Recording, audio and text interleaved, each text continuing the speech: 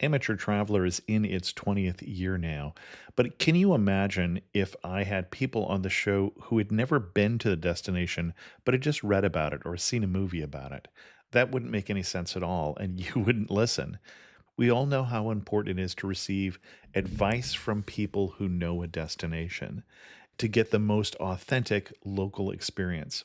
And a great option for experiencing this is Explore Worldwide and their authentic small group adventures, led by local tour leaders, perfect for solo travelers who want to meet like minded people with a desire for adventure.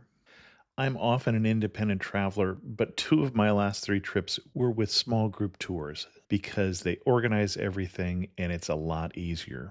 If you want to recreate the tour I did to Malta, they have a Malta and Gozo Discovery Tour. I'm intrigued by one of their tours called A Taste of Sicily.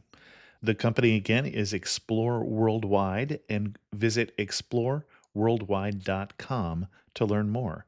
And thanks to Explore Worldwide for sponsoring this episode of Amateur Traveler.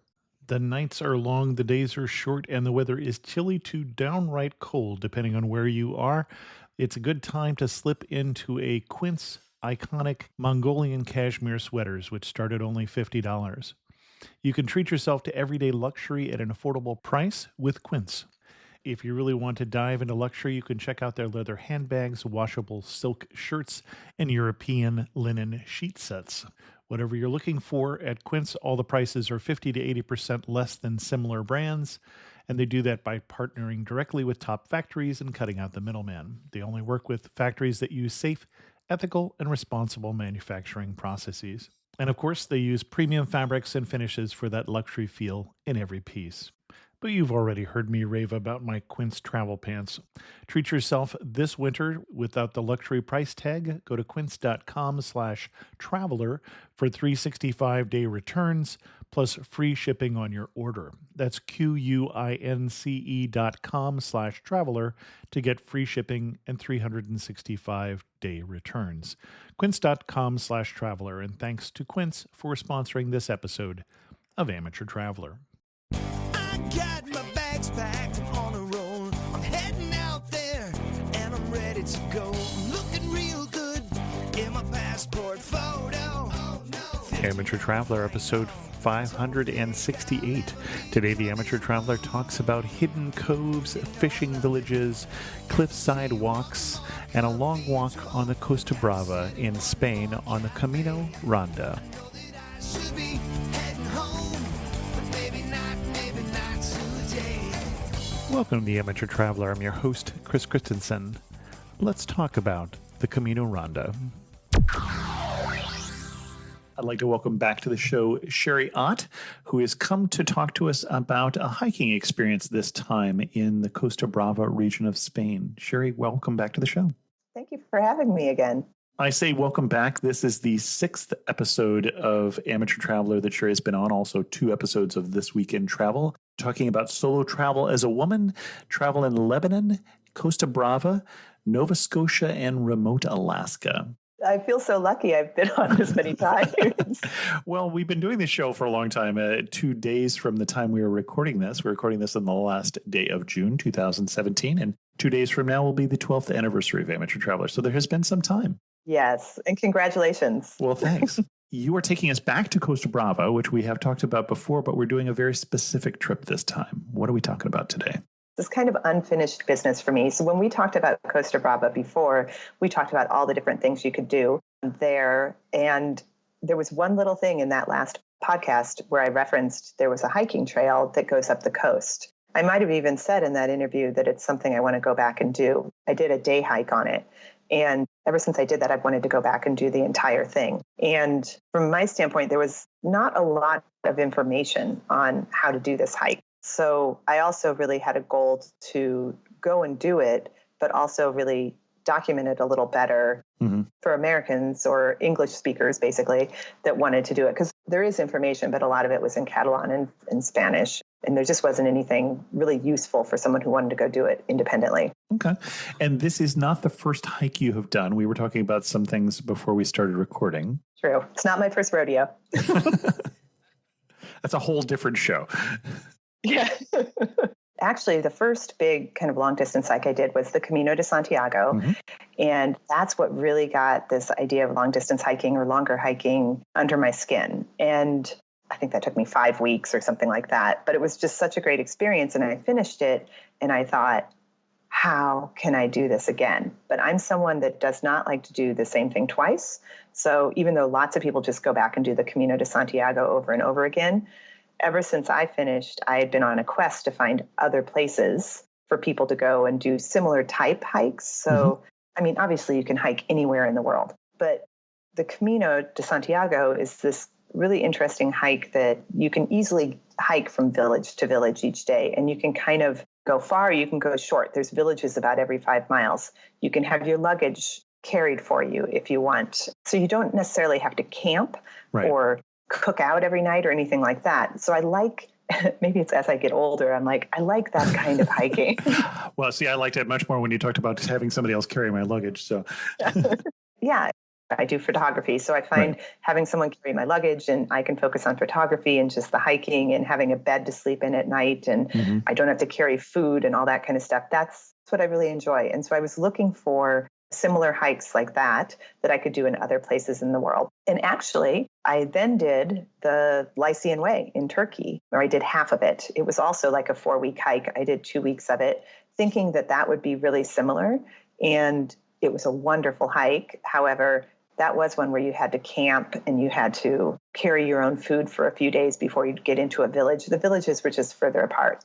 So I enjoyed it, but it wasn't quite that same experience. And we do have an episode on that. In fact, we have an episode with the people you were hiking with. So yes. And it's a great hike. It's just a little bit more rugged, I would say. And so when I came across this day hike that I did on the Camino Ronda in Costa Brava, I looked at that and I talked to some of the people there and I thought, I think this is it. I think this is a nice alternative that fits that style of long distance hiking, that you could do portions of it in a week, or you could do the whole thing easily in 2 weeks. So it made it more accessible to people.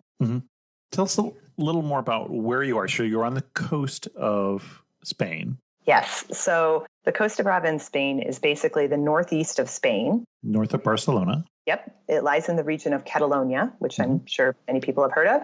And then within Catalonia, there's a province called Girona. There's also a city called Girona in that province, which is the main city. But the province of Girona is really made up of the Costa Brava and the Pyrenees. So the Costa Brava, which basically means wild coast, is the coastline, is that Mediterranean coastline. And I'm going to say it probably runs from Blanes to Portbou. And Portbou is the last town right at the French border. And that's about 135 miles or so of coastline that I would call Costa Brava. And that's exactly what this hike is.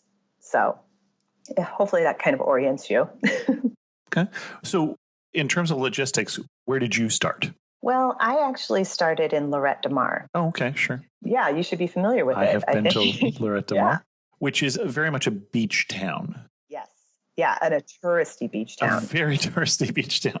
There's some pretty beaches, some pretty parts of town, and then some more seedy parts of town, I would say. Yeah. Kind of reminded me of a Las Vegas in a way. I would think of it's more like, think of a destination in the U.S. that people go to for spring break.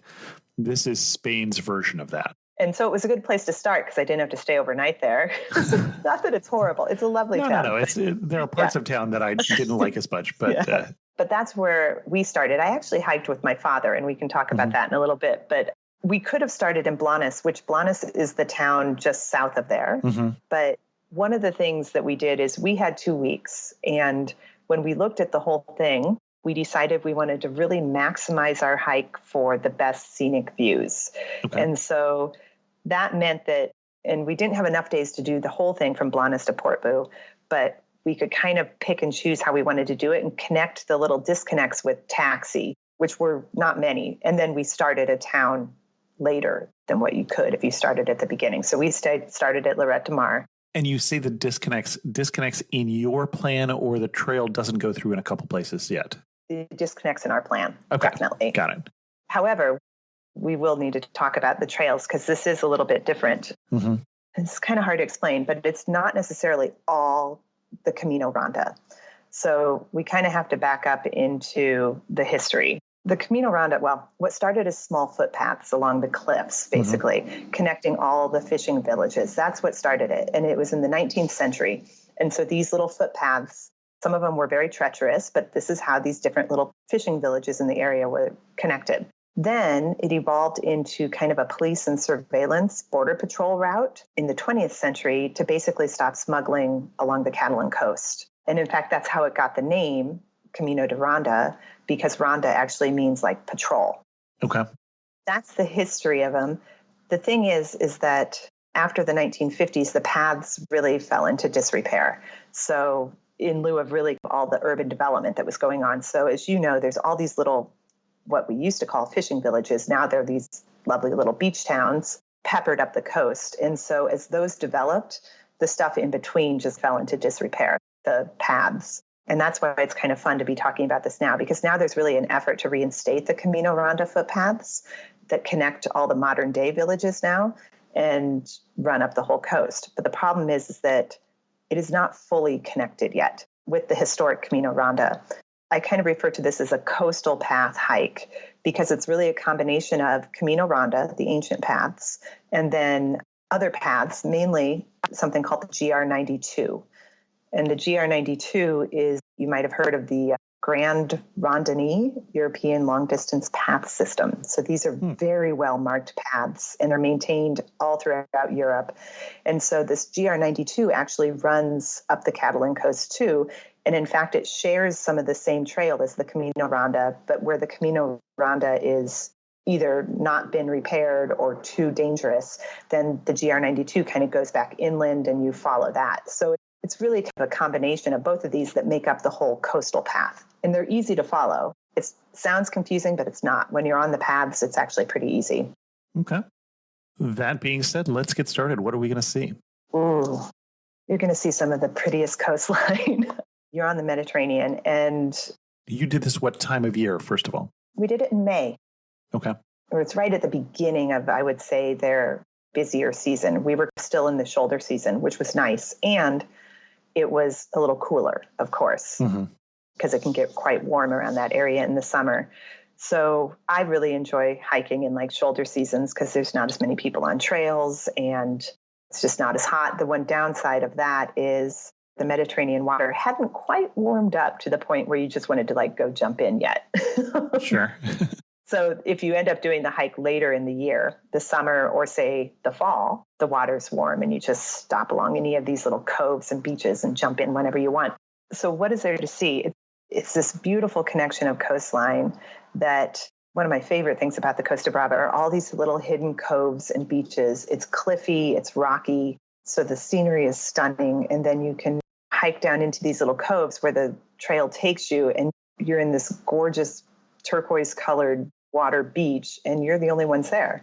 So there's that lovely solitude about it. It's not big like community beaches or anything like that. The other real cool thing about this area is the coastal towns because you can have this nice combination of like nature and urban in a way. I mean, these are not big towns. These are small towns, but there's some of the best food in the world there for sure. So you've got great food, really lovely little hotels, fun fishing history, and beautiful views in between. And for me, the reason why I love hiking is it's a slow way to travel. It's a way to really kind of understand an area. And so it's just that you're not rushing through it. It's a slow way to see everything along the coast. Okay. And meet people, of course, along the way. And we're going to have to get a little more specific. So let's get specific with some of the villages. So what stands out for you as some of the prettiest spots along the road? My first one was actually the first day when we walked from not Lloret de Mar, but we walked into Tossa de Mar. And Tossa de Mar is one of the only medieval villages that's on the coast. So it still has its old town intact. When you're approaching it from the trail, from the cliffs coming in, it actually kind of looks like a sand castle. It's really cute.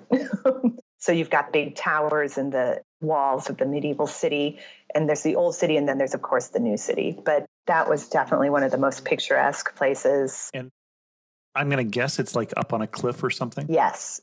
Medieval cities, there were pirates. And so if you had a city near the coast, it had to be safe. Exactly. And in fact, there's a little piece of the trail that you come down in and you walk across this little hidden beach. And the history of that beach, it's a tiny little beach, is that that's how the pirates used to come in and try to attack. So it was kind of unseen. Hmm.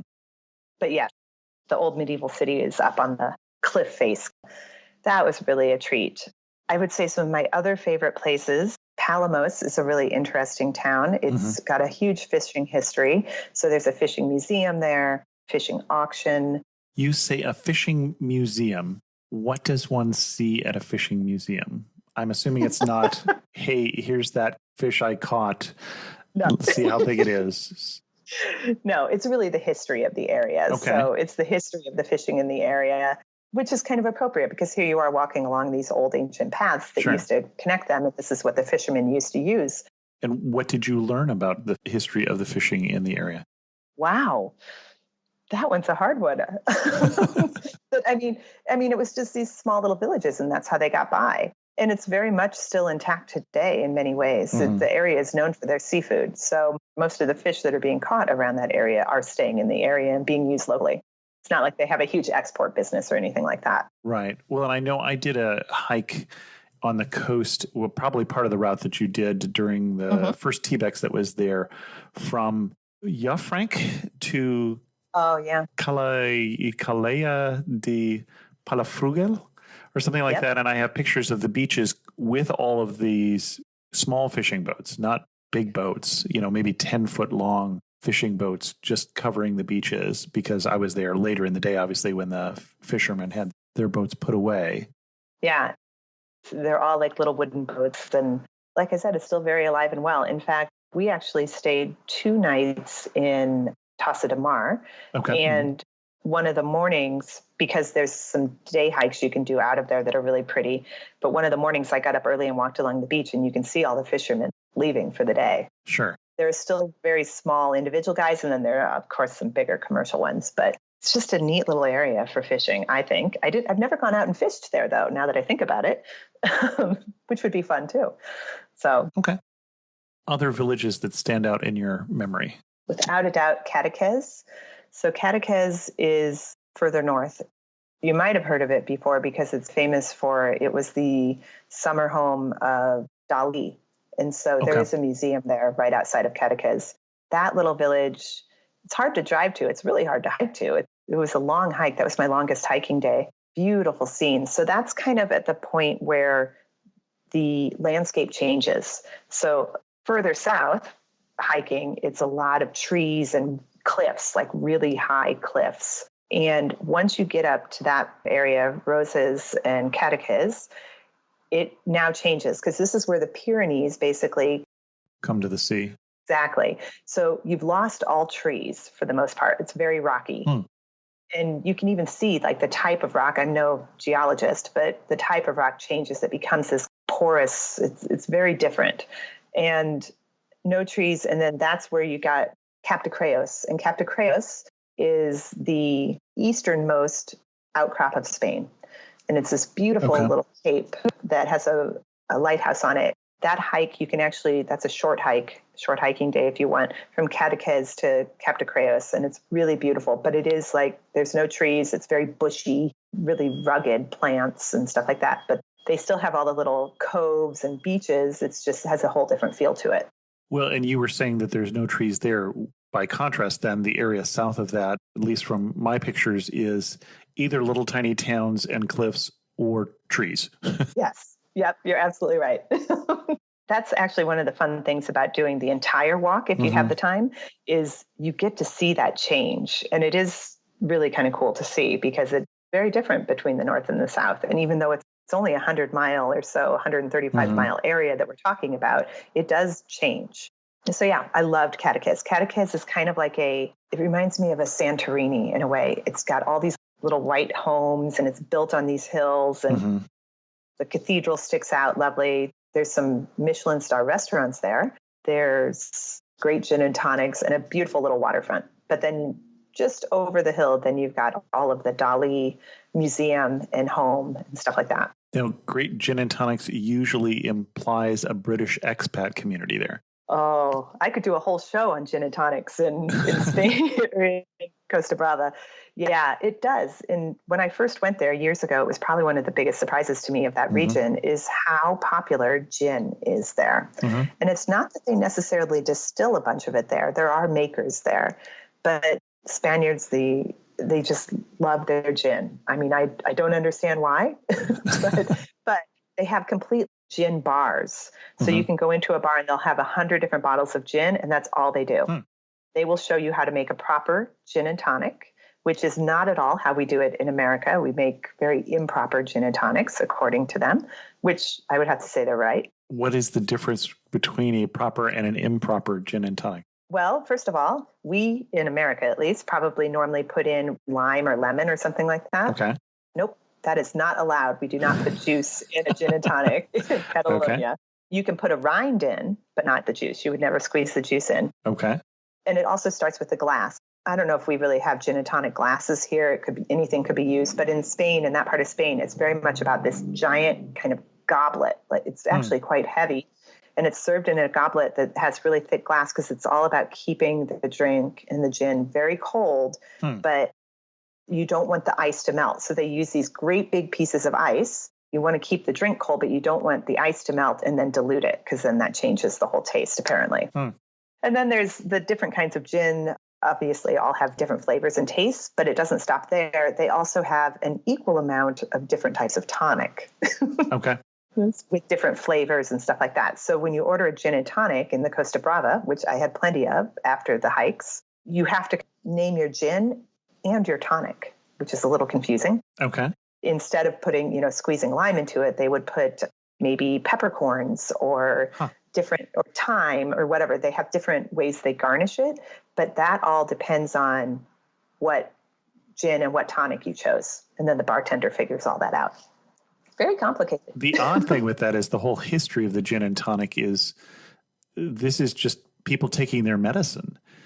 That literally it was taking your quinine tonic so that you would try and prevent malaria for people who are stationed in tropical areas. So it's odd that it turns into a big separate whole culture.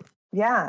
Like I said, I don't really know how it started, but it's kind of like martinis in New York. It has this stigma. Gin tonics in the Costa Brava and Catalonia are very well known.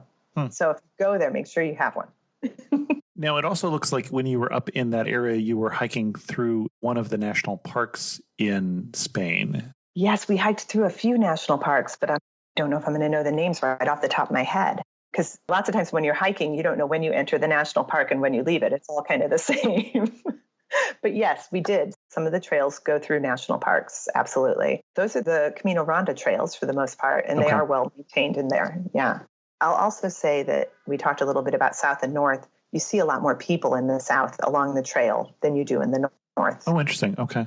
I don't know exactly why, but it's just the more popular area. So we barely saw anyone once we got up past Cap de Creos because we still had about 4 or 5 days left after that. And you didn't see many people at all.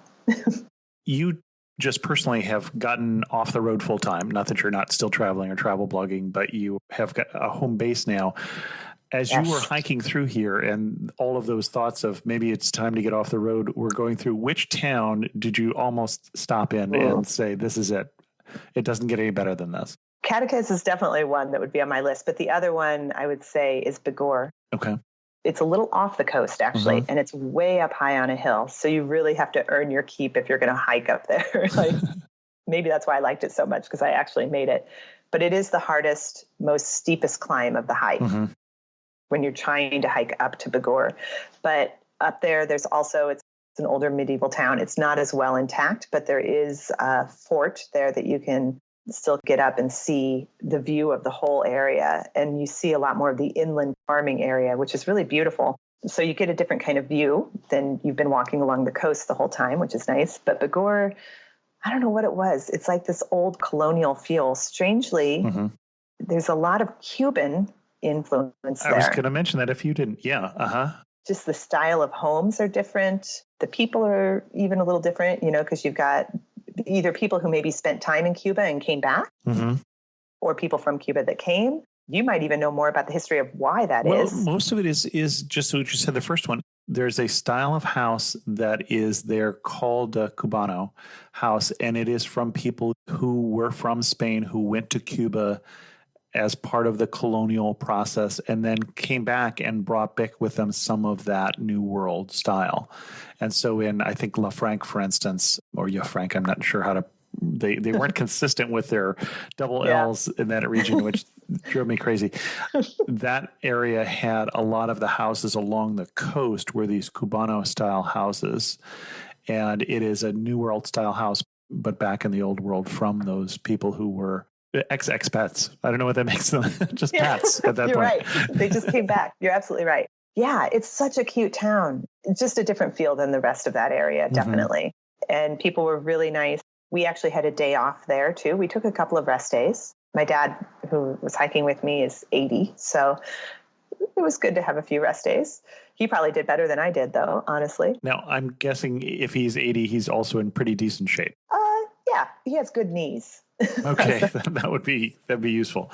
Yeah, it is useful on this trail. I will say that because it's a lot of up and down, but not like super steep, but just up and down. Yeah, we had a rest day there and it was great. It was a good place to go, do laundry and all that kind of stuff and just stay off your feet, but wander around the town and do the fort and stuff like that. We stayed at a wonderful, wonderful hotel there called Agua Clara. And that is one of these old colonial style homes. And that's what made it so cool. So it was just, the rooms were really interesting. It was built in 1866, I think is what they told me. And then they decorated it in a very eclectic style. It was comfortable. They had a little restaurant there that we went to on a Saturday night. It's only open at night. And it was the place to go apparently in Bigor because all the locals were there. It was definitely a local place that people knew, come here for the weekend or something, for dinner. So it was great. Really cute. I would have stayed there a whole week. Well, now you've mentioned restaurant and we've hinted at food, I think 3 times so far. I think we have to talk about what am I eating when I'm in this area, Costa Brava? Seafood, I assume, but yes, more specifically. Well, each town, each little village is known for different seafood typically. Okay. So the best thing to do is when you get into that village, ask, what is it? Because they each have a fish or something like that. So for example, in La Scala, it is the home of the anchovy. And La Scala anchovies are known certainly all over Europe. I don't think we know as much about them here, but they're very well known. They're known to be some of the highest quality. So they have a bunch of anchovy factories around that little town. And in fact, we actually even went to visit one, which was really fun. Definitely a highlight. And that's a normal trip that anybody can stop and see okay. Absolutely. So there's actually a museum there too, which is really cool. I think it's called the Anchovy and Salt Museum. And so you go in there. Well, this is, it talks about how they preserved it and so on. And that's how the anchovies are still done this day. And so you can go in there and learn about all the history. So we did that. And then if you do want to actually go see a factory and tour a factory, they'll give you a list, especially if you're looking for an English speaking place. And you say the people at the museum. Okay, got it. Yeah, the museum. And that's probably the best place to go to get that information, I think. Okay. These are factories. They're not necessarily like big tourism joints. They do obviously offer tours, but it's just one-off whoever shows up, which is what makes it fun. So we went to the one that they recommended. We just walked over there and did about an hour or so tour of learning all about how they prepare and package the anchovies and the different quality and the grades. And then, of course, we got to taste, which was great. And then we bought a bunch to bring home. Okay. Yeah, it was great. My dad and I love anchovies, so it was actually just perfect. But that's an example of how that particular town has a very specific type of seafood that they're known for. But most of the time we'd go into the villages and just ask around and what's your best fish here? And they'd bring it out and we ate a lot of whole fish. I'm trying to think. So that's all along the coast. There are points of the trail where you actually go inland a little bit into more of the farming communities. And there you get more of the meat and heartier kind of farming type food, right? So there was plenty of that kind of stuff too, if you're not. And was there a favorite non-fish dish then? In Paul's, which is another medieval town, we actually stayed outside of Paul's. Paul's is a very popular tourist spot. we stayed a little bit outside in the countryside at an old farmhouse that they've redone into a hotel, Es Portal. And the restaurant there is quite well known. Their chef specializes in rice dishes. So there you can have like rabbit and rice, or you can also have the seafood options too. But we stuck to the game. Okay. And it was great. They have a lovely wine selection. That's a more high-end restaurant, definitely.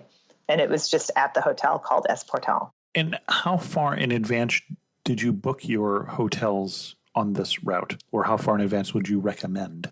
It depends on that time of year that you're going to go. So when we went in May, it was completely fine. You could always find a place. Mm-hmm. If you get into June, July, and August, you've got to be well booked in advance, probably Mm-hmm. a couple months, 2-3 months, I would say. August, maybe even earlier, because August, as you know, is the month everyone. Sure. I happen to be heading to Spain in August, and it's not for the weather. Yeah. So it kind of depends. Now, having said that, we actually used, because as I said in the beginning, there's not a lot of information on this trail. And so we used a local provider that specializes in the Camino Ronda. And he's really the only one that does it, but he's made that his mission. Yeah. And the company is called Camino Ronda. Okay. And what they do is actually really cool because they offer you all kinds of different ways you can do it. Either they will book your hotels for you if you want high end or medium or budget. They kind of have all that figured out. And the range is what? I mean, are there hostels on the low end and how many stars on the high end? Well, it can really range because each town's a little different. Sure, yeah. But definitely hostels were one of the choices. Okay. Might not get a hostel in every town, but some of the towns, that's all they had. And did you ever have an infinity pool? So that's really kind of... No. Okay. Was that an option, though? Oh, maybe. I don't. You know what? I don't know. That's hard to say because they're right by. Most of the places had balconies that looked right out on the beach. Sure. Yeah. So, yeah. I'm not real sure. I mean, there are definitely high end hotels in some of those places, like Palafrugell and all those places, definitely. But there's also medium and budget options too. So the nice thing about Camino Ronda is, yes, you can say we're going to hike this ourselves. We don't need a guide. Sure. And we will pay you to book all the hotels and transport our luggage from hotel to hotel. And they're going to give you an actual map and they're going to give you a GPS files that you can add to your phone or whatever. That's what I did. That will make sure that you never get lost. Okay. Getting lost was going to be my next question. So that's useful now. Yeah. We did. Yeah. I mean, it was really helpful with the GPS, but we never got in too much trouble. Like the signage was pretty good. Yeah, it was. It really was. Between the GR92 and the old Camino Ronda, they have different signage. One is red and white and one is green and white. But yes, once you kind of hone in on what to look for, sometimes the markings are on trees, sometimes they're on a rock, sometimes your brain starts to think in that way.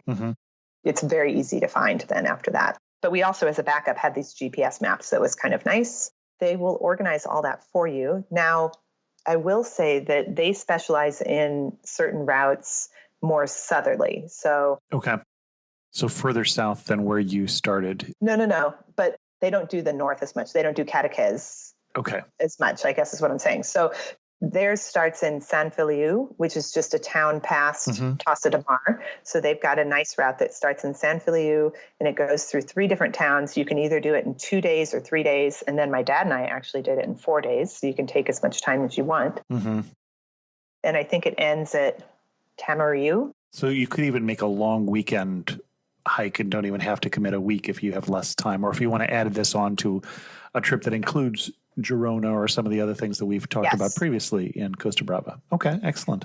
And in fact, speaking of Girona, Camino Ronda, that company also has a route that they sell for GPS and so on, and they'll help with the hotels. That is a circuit that actually starts in Girona. Oh, you walk out to the coast to San Feliu and up the coast for like 2 or 3 days and then back into Girona. So that's more of like a week. Okay. And Girona's like 20 miles from the coast, roughly, somewhere in that right. range. 20 or 30. Yep.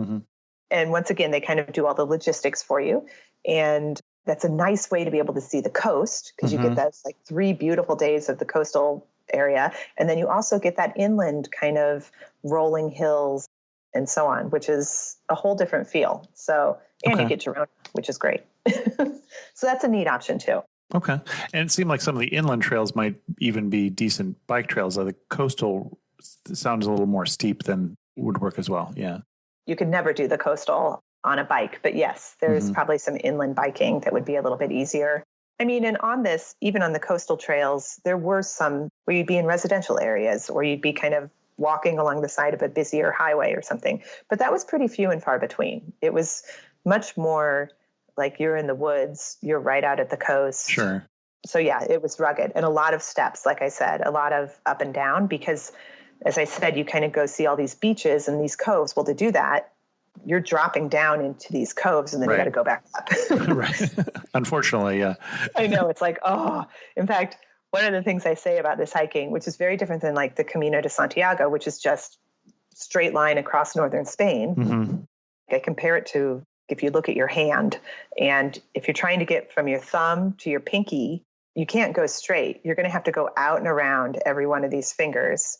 And that's what this is like. So it's not like super efficient hiking, but it's beautiful because each of those fingers are the peninsulas and the coves and so on. Excellent.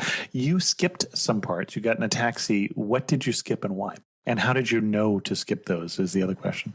So as I said, we used Camino Ronda to help us with some of the hotels. And they actually went a little bit further for us and helped us organize the whole thing up to Port Boo, which I said isn't their special. They don't have a canned map and stuff for that, but they helped us do it. And Port Boo is actually the French-Spanish border. So that's up as far as you can go in Spain. We didn't talk about that last little part.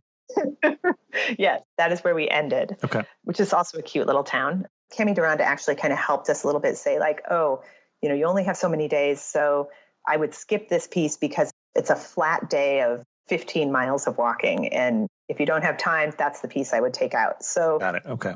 The big chunk that we took out was La Scala to Roses. Okay. So it was the Gulf of Roses, actually, that you skipped mostly. Yes. So that Gulf of Roses, if you look at it on the map, is all sand and it'll take you all day to walk across sand. So you can do that, which is kind of the original Camino Ronda trail, or you can do the GR92, which cuts you back into kind of some wetland and stuff like that. But it is all it's a little bit more mundane, but it's, if I had the time, I would have done it all, but we didn't. So that was definitely a place where we just kind of skipped through. We skipped from Tossa de Mar to San Feliu. We took a taxi that day too. And that's really because that old ancient Camino Ronda trail is not walkable. That's one where it's in too much disrepair or it's too dangerous. Okay. So your only option was to go out the GR92. And that actually took you quite a ways out to come back in. And so we decided once again to maximize our time and our views. We would skip that part and just take a taxi. Okay. Yeah. And then there were a couple other times where we didn't really skip anything, but we used a taxi service to help us do the trail. So in Cadaqués, we walked out to Cap de Creus, which is it's not a long walk that day, but we walked out there and then we got a taxi come pick us up at Cap de Creus at the lighthouse and bring us back to Cadaqués. And we stayed overnight that night again there. And then the taxi got up in the morning, took us back out to Cap de Creus, and we started from there. And then we had that was a really long day. I want to say it was a good 8 to 10 hour hike that day. So we couldn't have done it all in one day. It would have been really hard. So we used a taxi to just kind of get us back and forth to the hotel and then start us where we left off. Got it. Okay. So you can do that kind of stuff. That's the nice thing. But honestly, that was really the only day where that was an issue, where it was just kind of too far to do in a day. Otherwise, all the other ones, I mean, there are plenty of little towns along the way that you can stop in. Sure. I had our route that we did and where we stopped, but there were a ton of other options too. You could slice and dice it how you want. You've been on the road for a while. You have seen a few places. What surprised you? What surprised me was really how few people knew about it. Oh, okay. You could count me into that.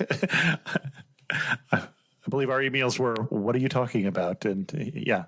As you said, I've been on the road for a very long time. I've been doing a lot of travel all over the world. And you get tired of being around all the popular places sometimes. And you want to find these hidden secrets, these gems. And that's what this was. And I think that's what surprised me so much is how beautiful it was, how accessible it was, and how few people were on it. And granted, like I said, this was in May, so we were in the off season, but I'm pretty sure that like spring and fall, that's what you're going to find. It might be a little different in the summer. But I think that was the biggest surprise. And one of the things that I kept thinking about was years ago, I had done the Cinque Terre hike. Oh, sure. Yeah. And it's so crowded. Super especially popular. In the weekends in the summer. Yes. So exactly. Yeah. Although the steeper parts get less crowded, I noticed. That's true. That is very true. But that's what this reminded me of. This had everything the Cinque Terre had. It had the same kinds of views, beautiful little fishing villages, food, wine, atmosphere, culture, but not that crowded. And that was the key to me. And so I always, in fact, that's one of the things when people ask me like, oh, where should I go? What should I do? I always try to give them alternative, like, don't go to Cinque Terre, go to Costa Brava, go hike the coastal path. Because it's just such a nice surprise when you get there and you can really enjoy the nature and don't feel like you're in Times Square. Well, Times Square is nice if you want to be in Times Square, but not when I'm hiking. Not so much. Anything else we want to cover before we hit some of our last wrap-up questions? A couple of things. The difficulty. People always ask me, well, how difficult is it? I describe it as a moderate hike. Okay. It is not as easy as the Camino de Santiago. Okay. Camino de Santiago is, like I said, straight and generally flat. Here, I would recommend that you have proper hiking boots because... Good knees. Yeah, and poles. Yeah. Because it's not like you're scrambling on your hands and feet, but there's a lot of uneven surface. I did a graphic on my site. I took pictures of my hiking boots on all these different like terrains and surfaces, and then I kind of put it all together so you can kind of see like some of it's very easy, some of it's very rocky. So it is a moderate hike, and it's not like you're climbing in high elevation, but you are going up and down these cliffs, and sometimes there's stairs, and sometimes it's just you kind of follow the path up and it's a little rocky outcrop. But I always come back to, yes, my father is in shape probably more than an 80-year-old, average 80-year-old, but he did it. And we just went slow. We went slower probably than normal. And I mean, it's possible. So it's not super difficult. It's not like Nepal. It's somewhere in between. Okay. So there's that. And the other thing I would say is, as I mentioned in the beginning, there's not a lot of information on this hike because it's, it's just not as well known. There is one really great book that is in English, and I think it's called The Coastal Paths. It actually has detailed maps and all the trail stuff. It does not really talk as much about hotels and other stuff, but it's much more of like a hiking guidebook. So there's that's really great. Hard to find sometimes because the English version is not always available on Amazon, but it does exist. And then as part of this, for me, I actually put together an ebook that is high level. So it doesn't have the detailed maps and the climbs and all that kind of stuff, but it gives you all the basics of here's the routes you can do, here's the distances, here's the difficulty, here's the gear you need to bring and places we stayed. It covers all this stuff that we've kind of been talking about. So if you want to plan your own vacation or your own hike, you can. And now there's information at least. In terms of gear, so you've mentioned hiking boots and poles. I'm assuming a fish fork. What else am I going to need? Fish fork, a hat. A hat, definitely sure. a hat. I'm trying to think if there's anything else really specific to it, than what you wouldn't normally have on a hike. No, I mean, It's your general hiking stuff. You want to make sure you've got water solution, but the good thing is because you're always not far from civilization, there's plenty of places to fill up water and stuff like that. So you don't have to carry your water for the whole day. You kind of have half of it, and then you can fill up. A good day pack, a camera. The views are amazing. I did a lot of photography. I'm assuming that those people who have the enhanced version show have been watching your wonderful photography that I haven't really looked at yet. So, but I'm sure it was gorgeous. So it'll make them want to go. Yeah, exactly.